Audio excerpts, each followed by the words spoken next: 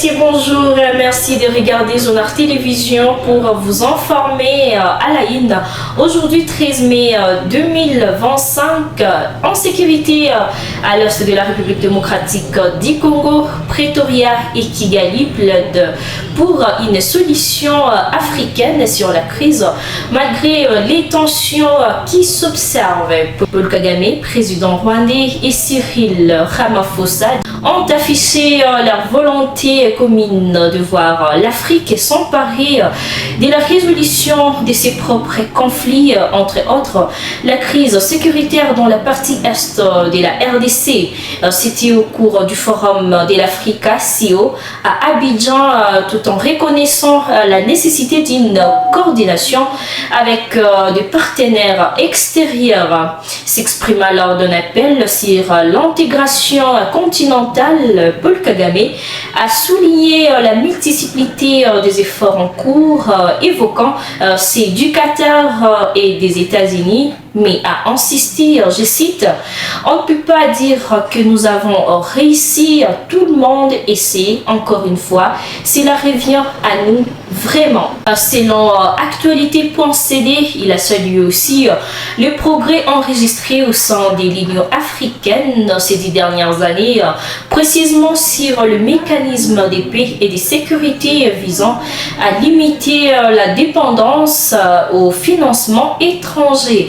Alors Kagame a rappelé que l'Afrique devait définir la direction qu'elle veut prendre et éviter de dépendre entièrement des contributions extérieures, même si nous sommes capables de faire les choses nous-mêmes.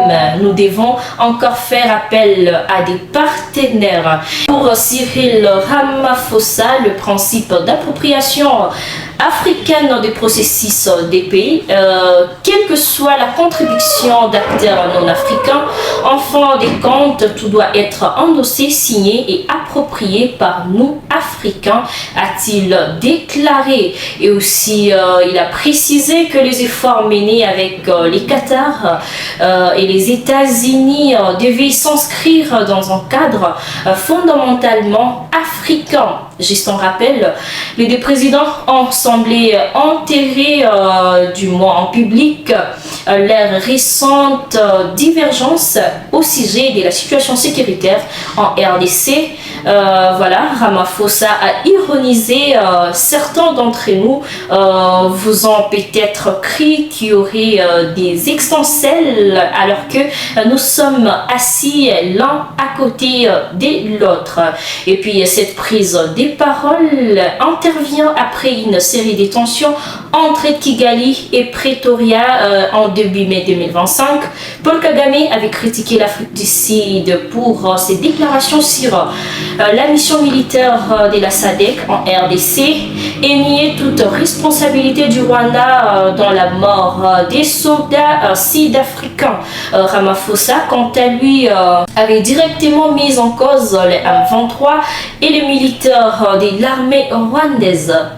Et puis, bouclage dans la ville d'Egoma et en territoire de Nyiragongo, au moins une dizaine de personnes, dont des hommes et des femmes, ont été interpellés par les éléments de l'AFC M23. C'est mardi 13 mai 2025, au cours d'un bouclage dans le cadre de la recherche des hommes munis d'armes.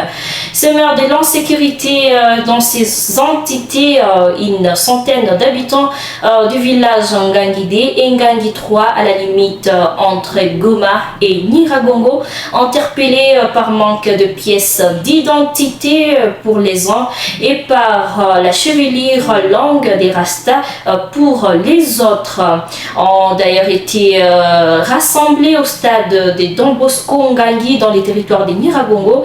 D'ailleurs, jusqu'à cet avant-midi, ils sont en train d'être auditionnés par des agents de l'ordre de l'AFC M23.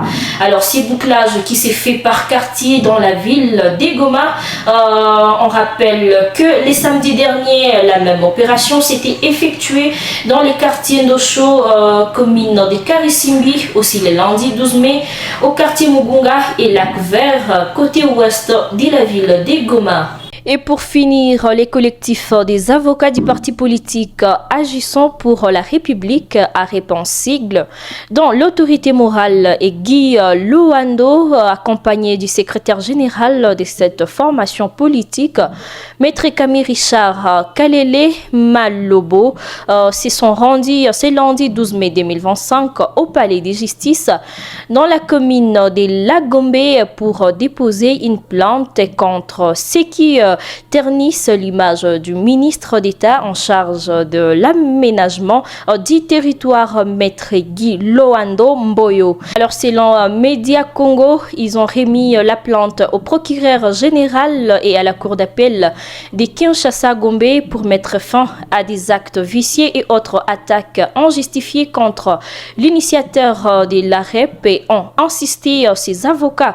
Et voilà, je cite, pour ces derniers, il s'agit d'une campagne de diabolisation. Nous pensons que ces réseaux sera mis hors d'état de nuire par la justice qui vient d'être saisie, ont-ils conclu. Voilà tout pour aujourd'hui, mesdames et messieurs. Merci de nous avoir regardés. À la prochaine.